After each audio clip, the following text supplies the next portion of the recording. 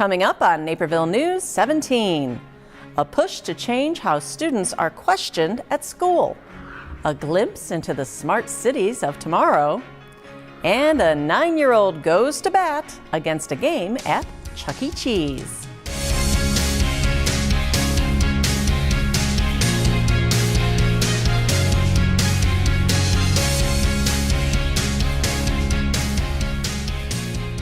Hello everyone, I'm Kim Pierce. Thanks for joining us for this week's Naperville News.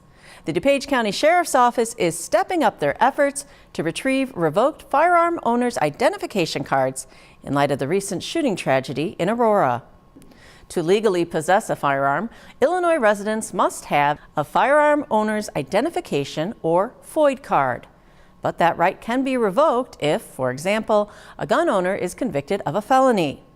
It was recently learned that Gary Martin, the gunman in the Aurora shooting tragedy, had his FOID card revoked due to a domestic violence incident, but there was no record of it being retrieved. DuPage County Sheriff James Mendrick says now a social worker will be assigned to immediately contact an individual whose FOID card has been revoked, asking for its return along with any guns they may have. If there's no response, deputies will be sent to their residence after the 48-hour window to return the card has elapsed. Violators who refuse to turn in their card in that window could also face arrest. A new bill inspired by Corey Walgren could help protect students when questioned by law enforcement or school authorities at their school. Naperville News 17's Christine Lena has the details.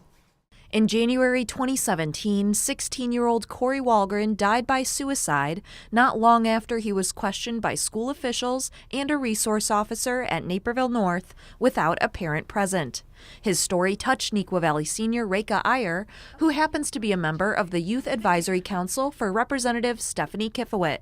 Together, the group looked into the topic. So after reading this article, we went through a bunch of different databases to look at legislation. Like, what is the protocol for when a student gets called in, when they're accused of an offense? Like, when does the parent come into play? When does a guidance counselor come into play? After their research, the group drafted legislation that provides parental support to students if they're questioned for a criminal allegation at school, just as Corey had been.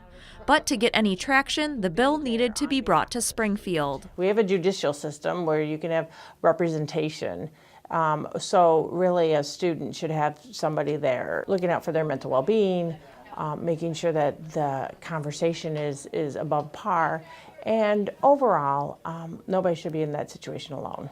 So Representative Kifowit introduced HB 2627, which would amend the Illinois School Code stating that a student may not be questioned or detained at a school site without the presence of the student's parent or guardian, a school social worker, or a licensed mental health professional. Corey's mom, Maureen, likes the good intentions the bill has, as it involves a social worker or healthcare professional in an interrogation.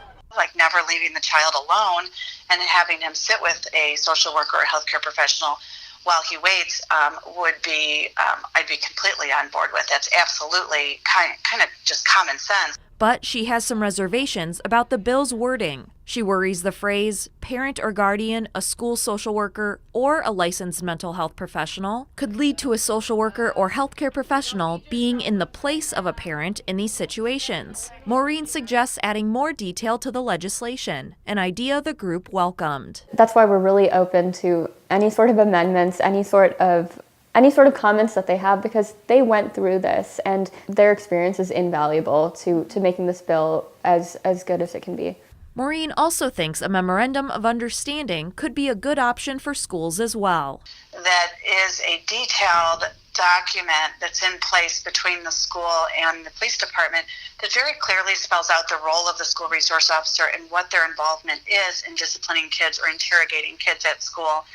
So specific, in fact, it could get down to when parents are contacted. The Illinois School Code, the Department of Education, and other federal organizations recommend a memorandum of understanding.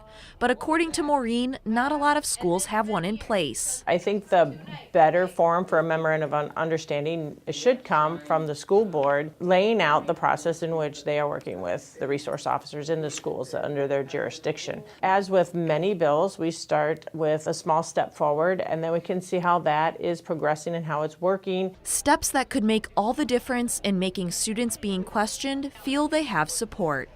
Reporting for Naperville News 17, I'm Christine Lena. As the bill is filed in the House, Representative Kifowit and her youth council invite comments and changes to their bill before it's seen before a subcommittee. A panel of experts sat down to answer questions from residents about the state of our city. Naperville News 17's Casey Krajewski was there to hear what they said. The League of Women Voters Naperville recently hosted a State of the City panel, giving residents the chance to ask questions of public officials. Marcy Schatz from the City of Naperville, Police Chief Robert Marshall, Fire Chief Mark Puknitis, District 203 Board Vice President Donna Wandke, District 204 Board President Mike Rasick, and Park District Director of Recreation Brad Wilson spoke to the assembled crowd about different issues in their respective organizations. Many topics involved multiple panel members, including how they're embracing Naperville's growing diversity.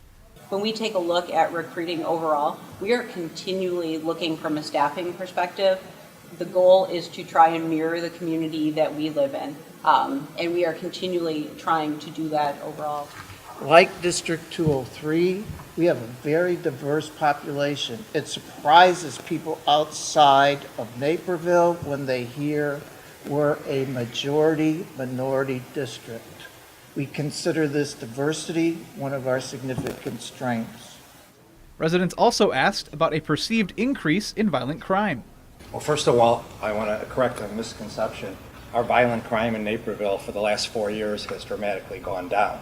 We don't have a crime wave, we have a communication wave.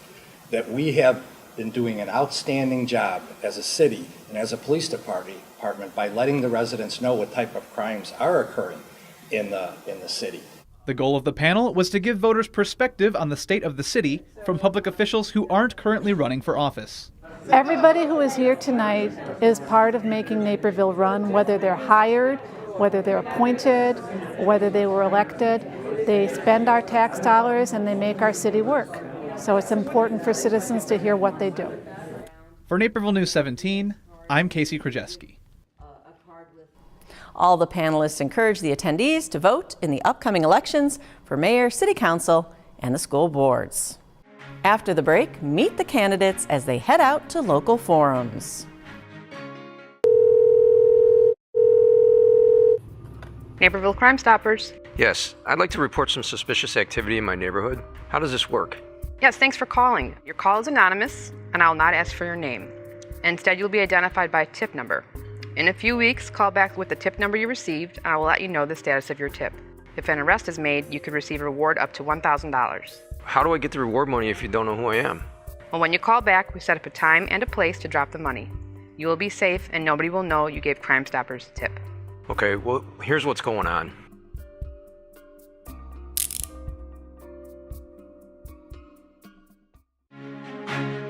There's no better time than now to be more informed about what's happening in your town, and that's where your community television station, NCTV17, comes in. We offer a free and easy way to stay connected and informed. With Naperville Now, this 2-minute video features top news stories sent straight to your email once a day, Monday through Friday. And best of all, it's free. The Fifth Avenue redevelopment plan still remains in Phase 1. Always be in the know with daily news updates from Naperville Now. Sign up today. And that's what's happening right here in Naperville. Visit nctv17.com/subscribe. You've heard of smartphones and smart cars, but at Hub 88 in Naperville, they're talking about smart cities. Our own Casey Krajewski has the details. Autonomous vehicles, 5G networks, and blockchain technology were just some of the topics discussed at Hub 88's most recent tech talk titled The Future of the Smart City.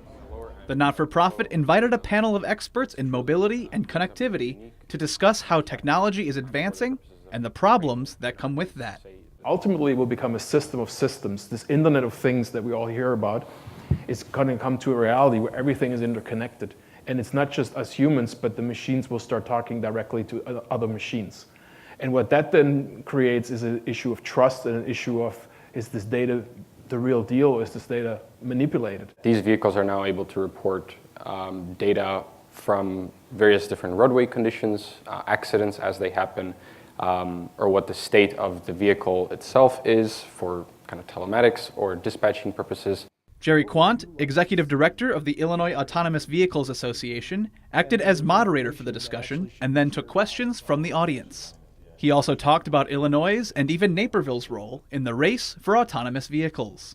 We're in what we call the fourth industrial revolution, right? And the fourth industrial revolution is the combination of the physical world, the digital world, and the biometric world. And the confluence of all of those is what's happening now. And so that, again, is one of the core really exciting components, is that we've got a center of excellence in the country for that right here outside of Chicago and Naperville. Driving the discussion to change the way we move. For Naperville News 17, I'm Casey Krajewski. Hub 88 is a not-for-profit organization dedicated to accelerating innovation. With elections just over a month away, the Naperville Area Homeowners Confederation hosted their forum for candidates running for the District 204 School Board District. Our own Christian Canizal was there. Candidates for District 204 School Board gathered at City Hall for the Naperville Area Homeowners Confederation Forum. Natasha Grover, Mark Rising, Justin Carubis, and Gautam G.B. Bhatia were in attendance, with Carol Jones being absent due to being out of town. The Confederation had two prepared questions for each candidate. One asked if they thought District 204 would need redistricting due to the new residential developments around the area. Rising, a current board member, said regardless of what developments may bring, he doesn't want elementary students to relocate. We don't know what's going to come out of some of the new developments, whether it be Wagner Farms or what potentially might happen at Springbrook or what potentially might happen with the Route Corridor 59 plan that Aurora's planning. What I can tell you I will not support are additional shifts in the elementary school, because I think it is equitably unfair to some of the areas that get shifted around. Grover, also a current board member, said she would try other options first before considering redistricting. So it is a disruptive process, and I'd want it to be the last resort that we would go to. Last year we had to change boundaries for a couple of elementary schools in the north side, and it was an emotional situation with the parents, and it also cost us about $300,000 in transportation costs because we had to bus them to other schools. Candidates also answered some questions from the audience, like what more could be done for students with special needs. Bhatia, who is seeking election for the first time, said the current STEP program could use some improvement. This is a program that definitely needs additional funding, a better facility, so that we can take care of our special needs population and make them contributing members of society. I mean, I look forward to, if I'm on the board, working with all the stakeholders to enhance the program as needed. Carubis, a current board member, talked about a plan that would benefit every student. They talk about IEPs for kids with special needs. I think we're moving towards a point where every student is going to get an individual education plan. That part of special needs education becoming inclusive in the general population, and I think that that's a good goal overall. Candidates will be competing for 3 open 4-year seats in the upcoming elections. For Naperville News 17, I'm Christian Canizal. And the last of the Naperville Area Homeowners Confederation forums of this election season focused on the candidates running for City Council. Our own Christine Lena tells us more. 11 candidates vying for 4 seats on Naperville City Council gathered appropriately in council chambers for the Naperville Area Homeowners Confederation's latest forum. The group started by answering 2 prepared questions. The first asked about what each candidate would change for the city in the event of an economic recession. The second asked about homeowner services, such as garbage and leaf and tree pickup. The audience could also submit questions. They focused on affordable housing and the Fifth Avenue project. If you missed this forum, you can view it in full on the city's website, or you can attend the forum on March 9th to be hosted by Indian Community Outreach. Reporting for Naperville News 17, I'm Christine Lena. The election will be held April 2nd. Coming up, students help others take cover by making coverings. Once you stop taking prescription medications, it's easy to forget about them. But it's important to dispose of them and to do so properly. Do not flush them down the toilet, which can be hazardous to the environment, or throw them in the trash where kids and pets may find them. Instead, safely dispose of prescription medications in one of the medication drop boxes in the area. For a complete list of drop-off locations, visit communityallianceforprevention.org. Since 2001, families and friends have been caught reading Positively Naperville. At home, around town, and all over the world. Thanks for reading, in print and online.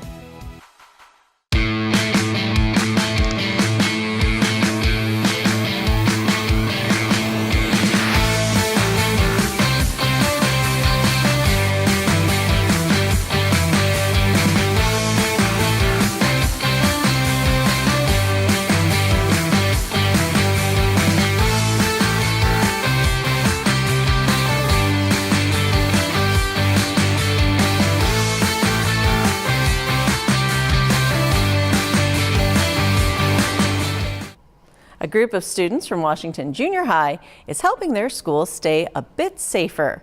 Our own Christine Lena tells us about their work. In a school lockdown situation, protocol says the first step is to alert others of a threat, then lock down classrooms and cover windows. But at Washington Junior High, that second step didn't always include covering every window. So Principal Mike Frost asked for some help. With all the school things happening and stuff, when it came to a lockdown, different teachers had different things, some had nothing, and he really wanted consistency and wanted something that'd be in place that would be quick and easy. After gathering some Wildcat fabric, Mrs. Owens sought out students interested in assisting her. We would cut the fabrics according to the measurements of the windows on the doors, and then we would sew on Velcro on it, and then we would attach Velcro to the windows or like the frames of the windows, and then we would put it there. The group met every lunch period for a month to sew together the emergency window coverings. It was an extra activity everyone was proud to be a part of. Well, personally, it made me feel really accomplished because I've never really sewed before, so it was really nice to do it, but it also made me feel like I was actually helping out with this, because I don't know how to make a difference when there's shootings going on, but this helped me feel like I made a difference. Over 40 coverings were made in total, and now the group looks forward to other opportunities to help keep their school safe. Reporting for Naperville News 17, I'm Christine Lena. All students who helped make the window coverings were recognized as mission makers at the most recent District 203 board meeting for volunteering their time and contributing to the school community. As part of their Safer Naper initiative, Naperville Police gave advice on how to stay safe from scams. Residents gathered at the Naperville Municipal Center for a scam awareness and prevention program. Don Bish, an investigator with Naperville Police, said scammers will try to impersonate legitimate businesses to gain access to personal information. Do not give your credit card number to anyone over the phone. What I always tell people is if it's a legitimate charity, and you will get them, Lord knows I get them. I get them all the time. I always say, if you're legitimate, here's my address, mail me some information. I'll look it over. If I decide I want to donate, then I'll send you a check. Bish, a former victim of identity theft himself, said most identity thieves operate from far away. Unfortunately, the majority of these are operated from outside the country, which makes it extremely difficult for us to get to the offenders. I would love to go over and put hands on some of these people and actually arrest them. but it's just not going to happen. Police say if you receive a suspicious call, hang up and notify the authorities. The City of Naperville will continue their Safer Naper program in March with burglary crime prevention. The Naperville Park District Board of Commissioners recently met for their latest board meeting. Naperville News 17's Casey Krajewski has more. The Park District Board of Commissioners recently discussed funding for the 95th Street Community Plaza. Park District staff estimate the plaza will cost $3.6 million. The land cash ordinance was scheduled to fund $2.86 million of the project, and Pulte Homes and the Wagner family are donating an additional $200,000. That leaves a $540,000 gap in the funding. Director of Planning Eric Schutz suggested using more money from the land cash ordinance to pay for the rest of the plaza. But Commissioner Bill Egan felt that downsizing the plaza would allow that money to be better spent on another future project. Questionnaires that we send out every 3 years. Pool's number one, water's number one.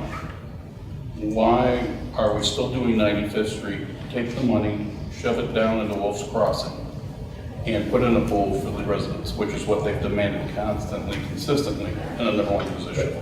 At previous meetings, park staff have said a pool in Wolf's Crossing Community Park wouldn't serve enough Naperville residents, as it's located in the far southwest corner of the city. Schutz said they received 160 comment cards in addition to emails, suggesting they expand the design of the plaza, including the splash pad. I think it's important to incorporate suggestions from the community in this. We only have one splash pad in all of our parks, and that's located actually in Napier Settlements. We partnered with them on it. So I think it makes perfect sense to put something like a splash pad down in that area. Board President Mike Riley also noted a splash pad is significantly cheaper than a pool in terms of construction and annual maintenance. Park District staff also reviewed which playgrounds will be renovated in the coming year. Heatherstone Park in the southwest and Three Meadows Park near Hobson Road have been budgeted for a combined $370,000 worth of makeovers. As reported earlier, not only did we have the open house last summer, but earlier this year we had that online equipment selection, and so residents were able to pick the equipment for both of these playgrounds. Those renovations are usually complete in the summer. For Naperville News 17, I'm Casey Krajewski. The Park Board's next meeting will be held on March 14th. A letter from a 9-year-old girl inspired a visit from a professional softball team. Our own Christian Canizal tells us why. The Chicago Bandits visited a 9-year-old softball player and her team after her letter to Major League Baseball went viral.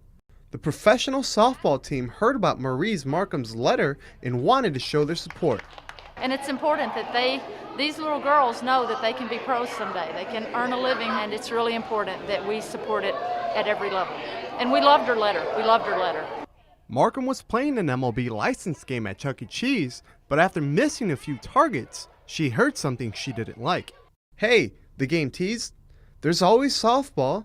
The degrading taunt prompted Markham to write this letter to the MLB. Markham's letter has since reached far and wide, but she never expected it to go viral. It would just get a few comments from really famous people, but not like this. Innovative Concepts in Entertainment, the creators of the game, and Chuck E. Cheese have responded by muting the gesture from the game, with future plans of removing it entirely. Markham's parents urged her to write the letter and couldn't be any more proud of their daughter. Some of my role models are reaching out and saying how my kid inspired them. And so it's just, you can't even put into words how that feels. In the summer, Markham and her team, the Plainfield Twisters, will attend the Bandits of Tomorrow game, and she'll have the honor of throwing out the first pitch. This time, she doesn't plan on missing. For Naperville News 17, I'm Christian Canizal. Chuck E. Cheese said they're thankful to Marie for bringing the issue to their attention. Up next, a platform connecting runners with the world. Give the gift of downtown Naperville. Treat someone special to a great shopping, dining, or spa experience with Downtown Naperville gift cards. Good at more than 150 businesses. Purchase them at 4 convenient locations or online and have them mailed directly to the lucky recipients. Best of all, there's no purchasing fee. Just choose an amount and send. It's that easy. The perfect gift for anyone at any time.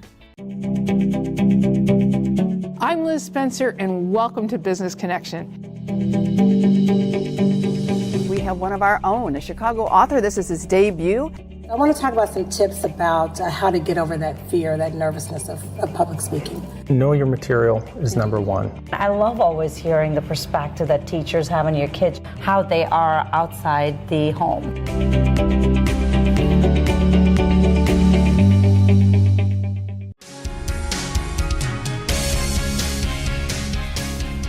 Right now, you could be waking up around the world and getting a chance to run and being like, hey, there's an event to do, and I wonder what Naperville Running Company is. Naperville Running Company is, by trade, a running apparel store.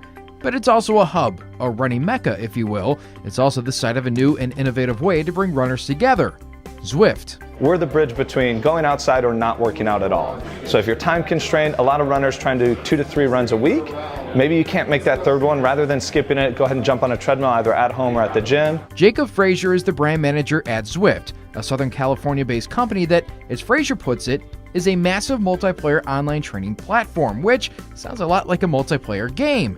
And for Naperville Running Co. employee and former North Central College runner, Dan O'Keefe, that's exactly how he sees it. What Zwift is, it's an online virtual video game, but it's really cool because the controller is you. So once the pod's in, it records you running as you're running. It does your speed at your speed, and so where you're going to utilize it is when you have those winter days, you're running on the treadmill and you want to have something to distract you besides another season of The Office or another Godfather movie. You can actually watch your virtual self run it. The pod is the newest addition for the 4.5-year-old Zwift, its first foray into hardware, a $30 device that is laced onto a shoe to track a runner's pace. And with it, plus the app, a runner is connected with anyone in the world, a way to transform a solo run on a treadmill into a shared experience. Our biggest aspect is the community to it. So you can do group runs, group rides, races, all sorts of different things. We're one of the only platforms that has peer-to-peer communication. So you can chat with one another, you can talk to each other. If this means that you don't have to do it lonely, you can do it with someone else, and you might not know them, you might not talk to them, but even having that person next to you is a big thing. Zwift, created by John Mayfield, originally started as a cycling app, but in recent years began expanding into the running community. And creating smaller cells as part of the worldwide network is pivotal in connecting runners. We do have a global community, but at the same time, we're really well built into the local market as well. What we saw in cycling 3.5 years ago is that within like the first year, I think the number something like 73 Facebook communities started in local marketplaces in Germany and Poland. In these places, we had no official presence as a company. But the company does have a fairly large presence in a lot of individual lives. A couple years ago, we had a marriage proposal on the platform. We've seen best friends from around the world come together for the first time in real life. There's some really inspiring stories out there about people who are using our platform to not only get more active and more fit, but starting to meet other people who had similar goals. The goal for O'Keefe on this night? Run 3 miles with some of his coworkers and demo for the in-store customers, an event that he'd like to see happen again. Tonight's the first of many, hopefully, races and running events, and they have a training plan you can follow and everything. So it's taking what you would do outside and all year round and letting you take it inside and have something to look at. It's a good way to continue to tie community to what we do here, and even if that means it's virtual. Reporting for Naperville News 17, I'm Kevin Jackman. And if you have a feature sports story idea you think we should know about, you can send it to newstips@nctv17.com. A Broadway star is coming to Naperville. Andrew Reynolds of the Book of Mormon fame, along with HBO's Girls, is appearing at North Central College's Wentz Concert Hall on March 19th to promote and discuss his new book, Too Much Is Not Enough. Tickets for the 7 p.m. event are available through Anderson's Bookshop, which is sponsoring his appearance. Tickets include a copy of the book, admittance for one, a book signing, and the chance to meet Reynolds and take a photo. And that's what's happening right here in your neighborhood, Naperville. We'll see you next week. Until then, you can follow us on Facebook, Twitter, Instagram, and of course our website, nctv17.com, for daily updates. This week's Naperville News 17 is brought to you in part by the following sponsors.